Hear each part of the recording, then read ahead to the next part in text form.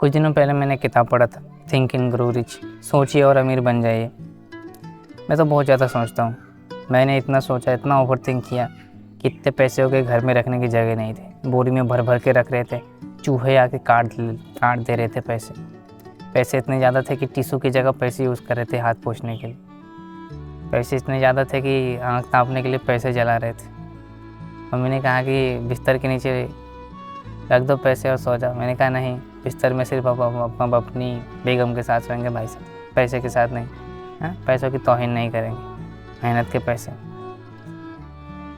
एक time lockdown के time भाई साहब हमने एक पीएनबी का अकाउंट खोला था, सेविंग्स अकाउंट बंद पड़ा था। फिर हमने आरडी करके चालू किया और एक दिक्कत हो रहा था कि फ़ोन नंबर लिंक नहीं था उसमें, तो हमें फ़ोन नंबर लिंक करने जाना था।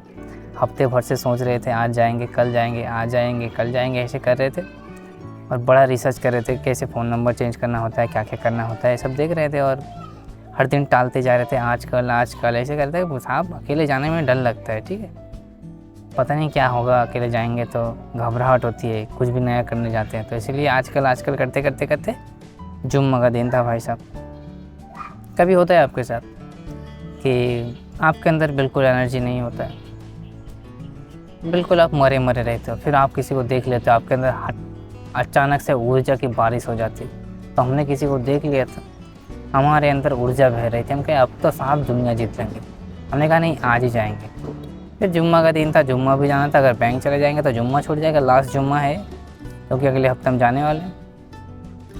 मैंने सोचा कि जुम्मे के बाद जाएंगे और जुम्मा तो साहब बहुत लंबा खींच गया था इस बार।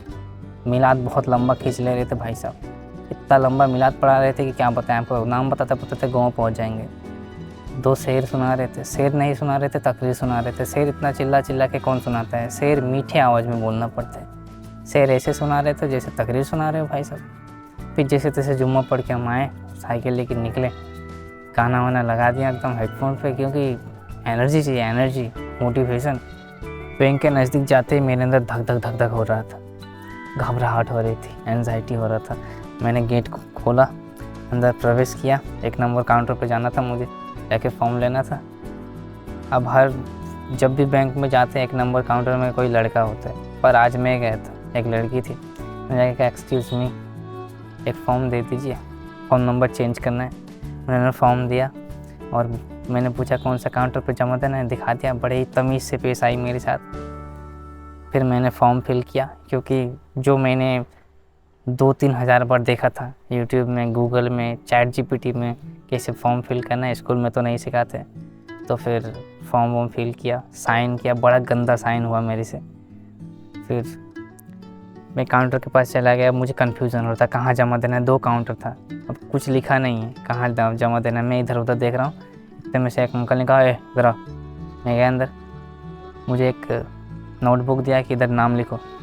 मैंने देखा कि साथ में अकाउंट नंबर, ब्रांच का नाम और एक आईडी, कस्टमर आईडी भी लिखा है। तो मैंने उनसे पूछा कि अकाउंट नंबर भी लिखना है।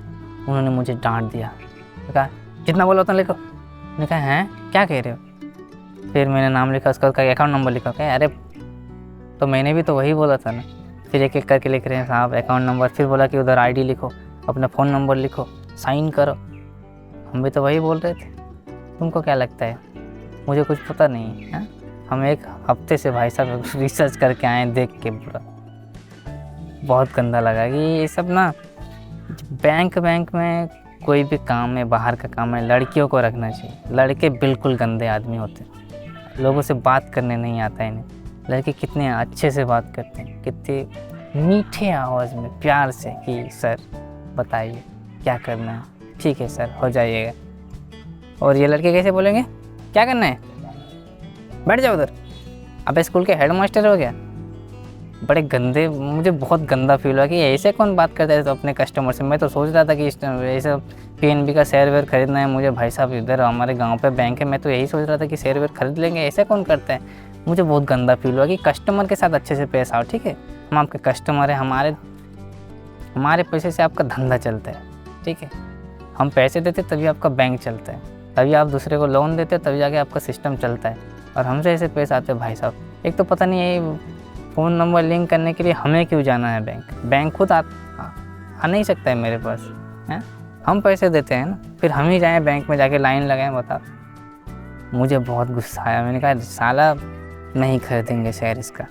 बैंक से मैंने निकला, पहले मुझे अंकल ने कहा कि देखो SMS आएगा, रिप्लाई करना। हम कहा अरे मैं पता है, ठीक है मत बताओ, हमें पता है मुझे, ऐसे बोल के निकल गए।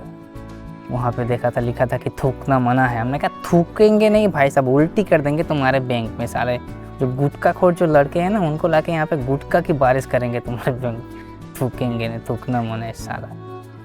बड़ा दिमाग ख़राब हुआ था मेरा कि ऐसे कौन बात करता है कस्टमर से, बता। हाँ अच्छे से बात कर, हम भी तो अच्छे से बात करते हैं, हम कौन सा चिल्ला रहे थे जाके। अब देखिए, आप जब भी कोई अपना कंफर्ट जोन के बाहर कुछ काम करके आते हैं, आपको बहुत अच्छा लगता है, आपको ऐसा लगता है कि आप दुनिया जीत के आए, वर्ल्ड वॉर जीत लिया आपने। मैं भी ऐसे आ रहा था, गाने सुन के कानों में हेडफोन डाल के साइकिल चलाते चलाते मुझे ऐसा लग रहा था मैं दुनिया जीत के आ रहा हूँ। मुझे बहुत अच्छा लग रहा था क्योंकि मैंने अपना कंफर्ट जोन के बाहर से काम किया था। अब मुझे बहुत कुछ अच्छा लग रहा था, मैं ऐसे आ रहा हूँ, मुझे गाँव के नज़ारे अच्छे लग रहे थे, गाँव के बूढ़े लोग अच्छे लग रहे थे, देख रहा था कितना मज़ा आ रहा था मुझे। गाँव के खेत, गांव के पशु पक्षी सब अच्छे लग रहे थे। मुझे दिखा कि वहाँ पे धान की कटाई हो रही है, मशीन चल रहे खेतों पे, मैं वहाँ पे गया।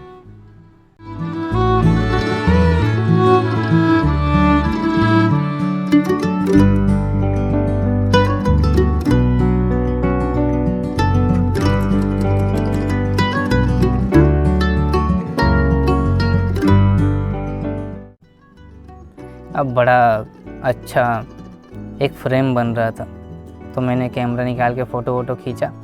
अब मेरा साइकिल का मैंने 2-4 फ़ोटो खींचे। वहाँ पे एक अंकल थे, मुझे बोल रहे थे कि साइकिल का कौन फ़ोटो खींचता है भाई साहब, क्या मिलता है तुम्हें साइकिल का फ़ोटो खींच के। यही प्रॉब्लम है इंसानों की।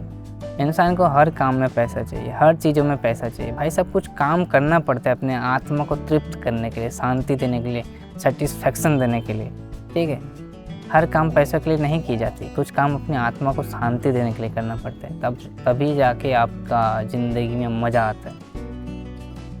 क्या मिलता है फ़ोटो खींच के, साइकिल का फ़ोटो खींच के क्या मिलेगा।